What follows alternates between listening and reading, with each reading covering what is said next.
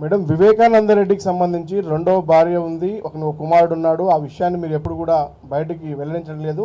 వాళ్ళకి సంబంధించి హైదరాబాద్ పబ్లిక్ స్కూల్లో ఒక సీటు విషయము, ఆమెకు సంబంధించి ఒక ఇల్లు ఇప్పియాలనే అంశానికి సంబంధించి మీ కుటుంబం మధ్య పెద్ద ఎత్తున వివాదం జరిగింది. ఇప్పుడు వాళ్ళు ఎక్కడున్నారు, అసలు రెండో వివాహం జరిగిందా, అతనికి ఒక కుమారుడు ఉన్నాడా లేడా, మీరు ఏం చెప్తారు దానిపైన clarity? I have no idea.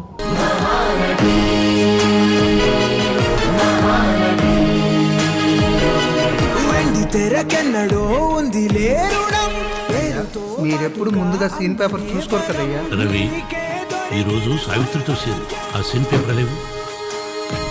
Faction background ఉన్నటువంటి జిల్లా, అక్కడ జిల్లా మొత్తాన్ని ప్రభావితం చేసేటువంటి వ్యక్తి వివేకానంద రెడ్డి.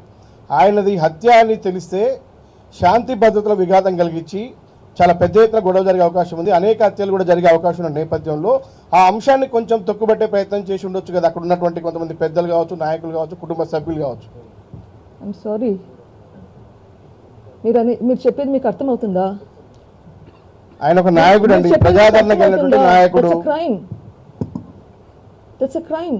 శాంతి భద్రతల కోసం గుండెపోటును హత్య అని చెప్పడం క్రైమ్ అయినప్పుడు, సంఘటనా స్థలంలో ఉన్నటువంటి ఎవరైతే చనిపోయినటువంటి వ్యక్తి వివేకానంద రెడ్డి రాసిన లెటర్ను ఒక డ్రైవర్ని కాపాడడం కోసం దాచానని చెప్పడం క్రైమ్ కాదా?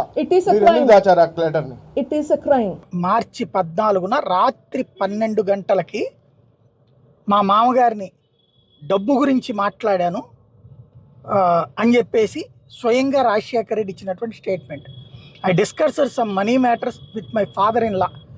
I needed some money for the business purpose and I asked my father-in-law for the same. That was my last conversation with my father-in-law. ఇది అసలు పాయింట్. డబ్బుల గురించి ఆ సాయంత్రం డిస్కస్ చేశాను నేను అని చెప్పుకొచ్చారు. అదే చిట్ట చివరి ఫోన్ కాల్ అన్నటువంటి. అంటే డబ్బుల గురించి అసలు వివేకానంద రెడ్డి మీద ఒత్తిడి తెచ్చింది రాజశేఖర్ రెడ్డి, నర్రెడ్డి రాజశేఖర రెడ్డి, ఎవరైతే సునీత భర్త అన్నటువంటిది సిబిఐకి ఇచ్చిన వాంగ్మూలంలో ఉంది. దాంతోపాటు పేపర్ల కోసమే మర్డర్ జరిగిందని సిబిఐ ప్రాథమిక దర్యాప్తులో కూడా తేలింది. I have no idea.